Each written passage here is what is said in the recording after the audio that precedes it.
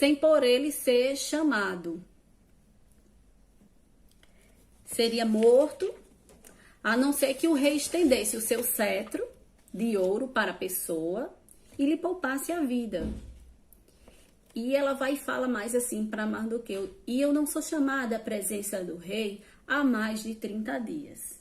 Essa fala de Esther você encontra em Esther capítulo 4, versículo 11, né? Então, Esther diz: olha, Mardoqueu, eu não posso fazer nada não, porque tem uma lei aí que se um homem ou uma mulher aparecer lá no jardim interno do rei sem ser chamada ou chamado, e pode correr risco de vida, o rei pode matar, mandar matar, a não ser que ele tenha misericórdia, estenda o seu cetro de ouro, né? E poupe a vida dessa pessoa. E faz 30 dias que eu não vejo o meu marido. Faz 30 dias que ele não quer a minha companhia, que ele não me procura, que ele não me chama, não quer conversar comigo. E por aí vai. Essa foi a desculpa de Esther. Mas Deus, gente, ele não se move da maneira como a gente se move. Deus, ele vê através daquilo que a gente enxerga, através daquilo que a gente sente, através daquilo que a gente ouve. E os nossos sentidos, tudo isso que a gente sente, ouve, fala, percebe, são muito limitados para conseguir conter a grandeza do que Deus faz. Nós somos muito inferiores diante daquilo que Deus planeja fazer. E Esther só olhou as suas limitações e ela concluiu que não poderia fazer mais nada, que nada poderia ser feito. Porém, Mardoqueu vai e traz à sua memória as suas raízes. Acho que ele falou para ela assim: Esther, lembra de onde você veio? Quem você era? De que povo você pertence, Esther? Você é uma menina judia, era órfã de pai, de mãe, ficou aos meus cuidados, mas chegou até aqui, tá nessa posição, né? Olha só o teu povo vai sofrer, teu povo vai ser aniquilado.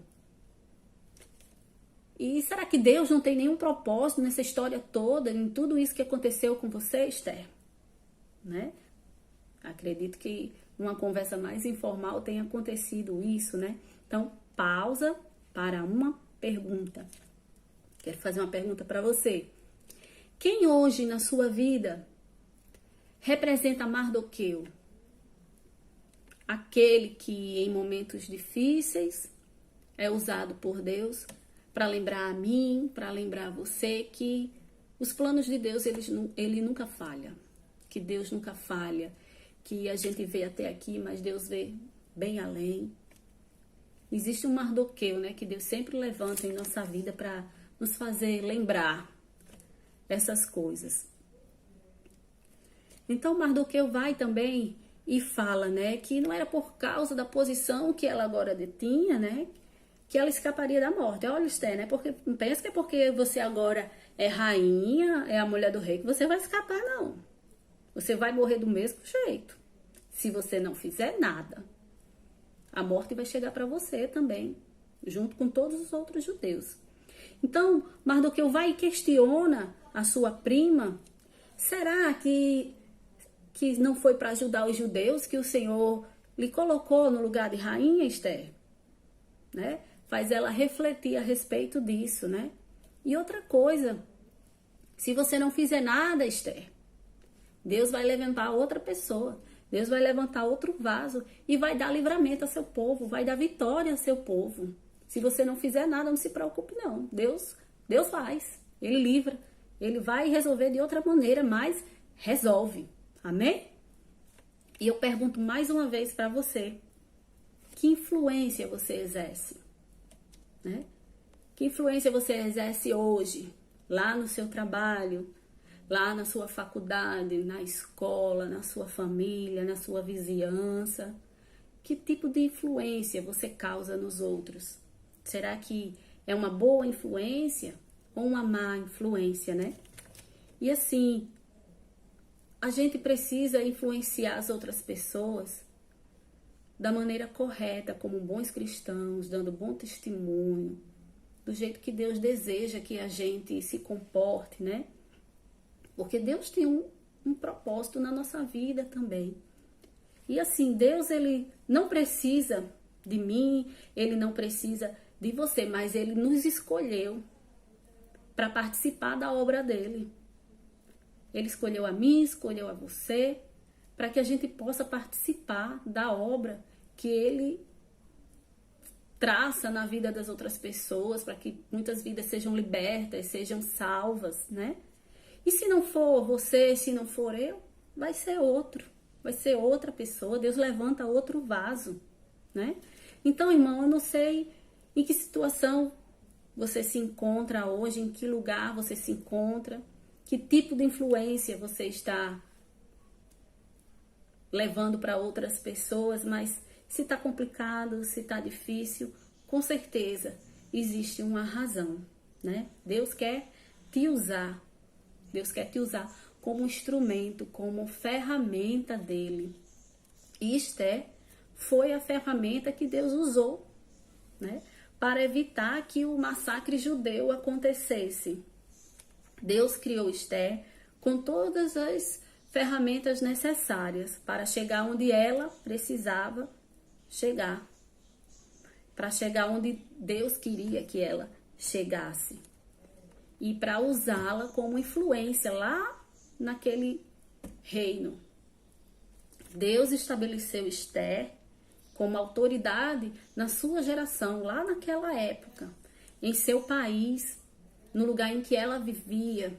Deus confiou nela e depositou a capacidade, né? Deus capacitou-a, né?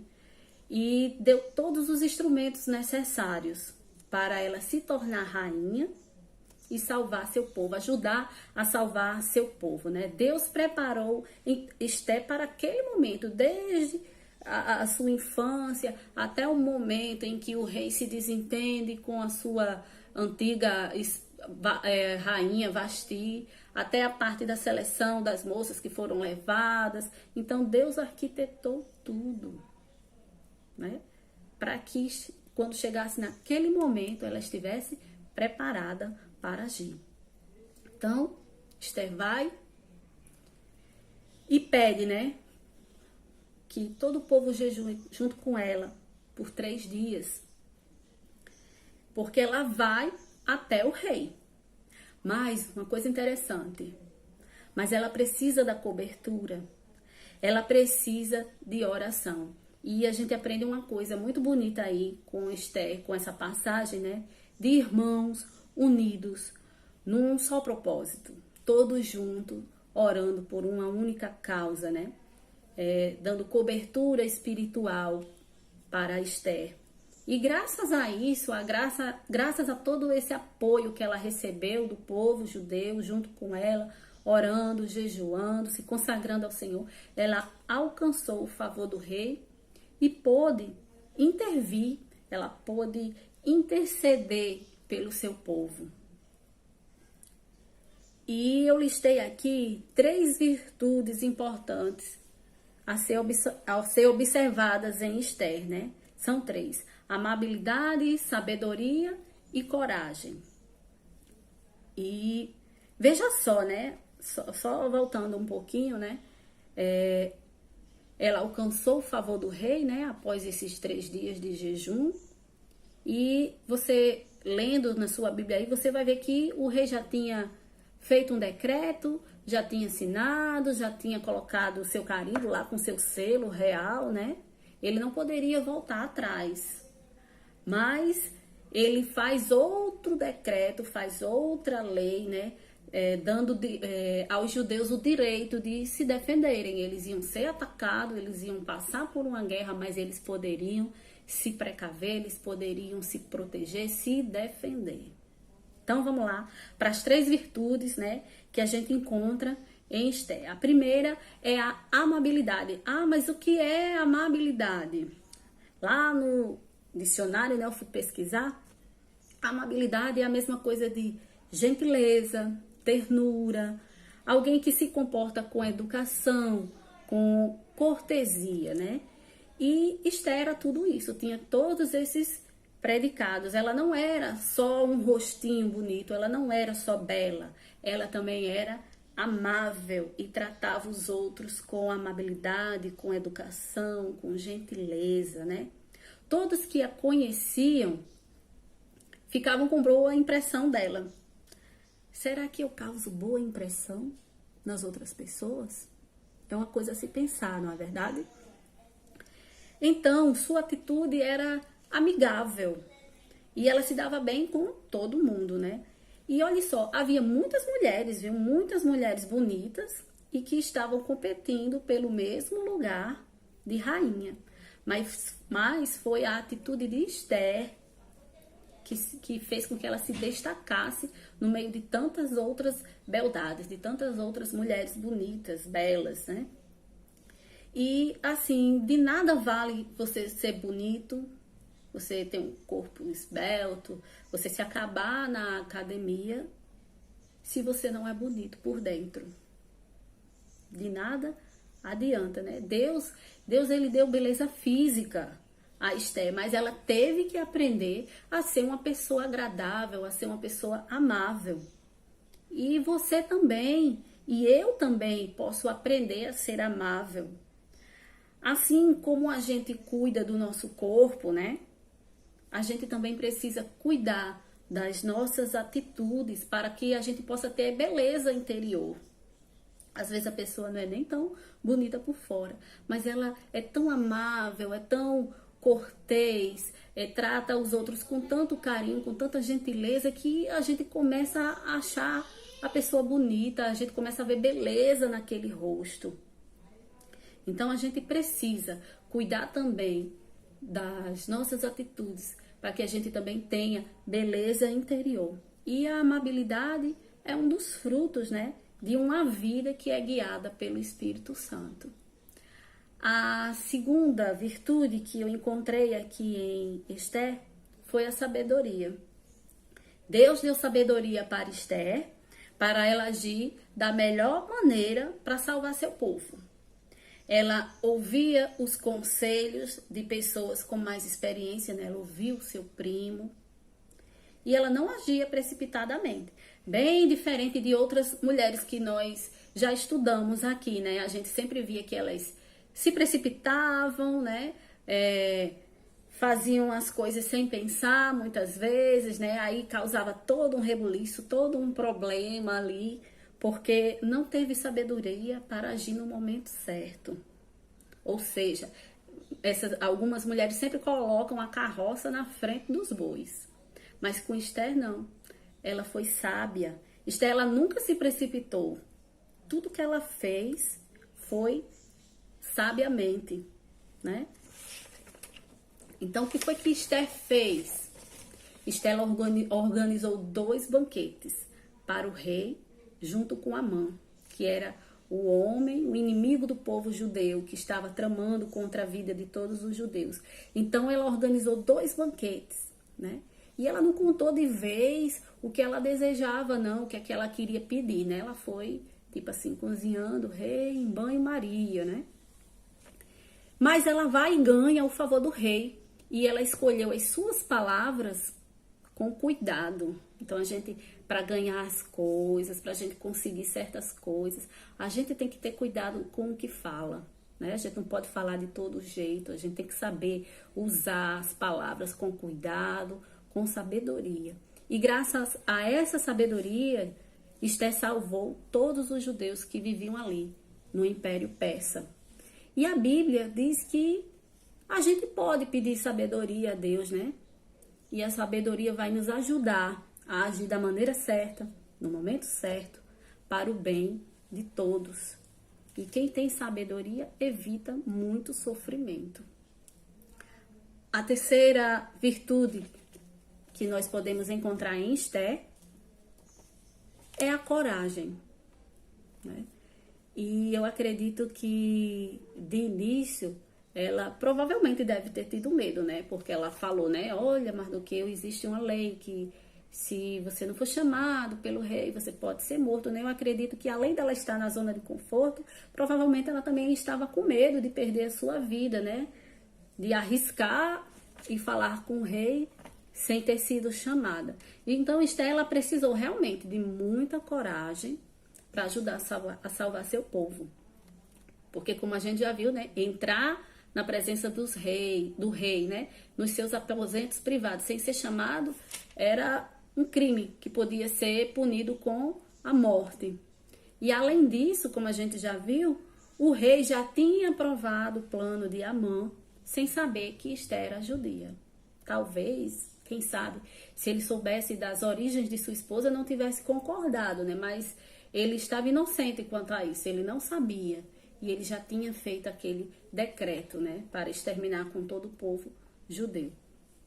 E se ela sobrevivesse ao encontro com o rei, ela também poderia morrer junto com todos os outros judeus. Mas ela jejuou 3 dias, pediu ajuda dos seus irmãos judeus para jejuar junto com ela 3 dias. As moças que serviam a ela também jejuaram junto com ela por 3 dias. E após esses 3 dias de consagração ao Senhor, Esther ganhou coragem para falar com o rei na frente de Amã. E Deus abençoou Esther por sua coragem. O rei foi favorável a Esther, castigou a Amã e livrou os judeus da morte. E na vida, né, a gente pode enfrentar tantas situações difíceis no nosso dia a dia, né, onde é perigoso fazer a coisa certa, principalmente hoje em dia, né, onde muitas coisas não condizem com a palavra de Deus e são coisas que aos olhos do homem estão certas, mas aos olhos de Deus não são corretas. E a gente fica assim, e aí, Senhor, eu faço o que é certo ou faço o que os homens acham que é certo, né? Mas se você pedir a Deus coragem para fazer o que é certo, Deus vai lhe ajudar. Se eu pedir coragem a Deus para fazer o que é certo, Ele também vai me ajudar. E Esther sentiu medo, muito medo, mas ela jejuou e pediu a ajuda de Deus. E da mesma maneira, da mesma forma, quando eu tenho medo, quando você tem medo, a gente pode se achegar a Deus, a gente pode se aproximar do nosso Pai. E Ele vai nos dar a coragem que a gente precisa diante de tanta situação difícil que aparece em nosso meio. E é isso aí, gente. O estudo sobre Esther, eu finalizo por aqui. E se você quiser fazer algum comentário, deixa aí o seu comentário e a gente vai respondendo. Eu agradeço por vocês terem participado aqui com a gente. E é isso aí, que Deus abençoe a todas vocês, amém?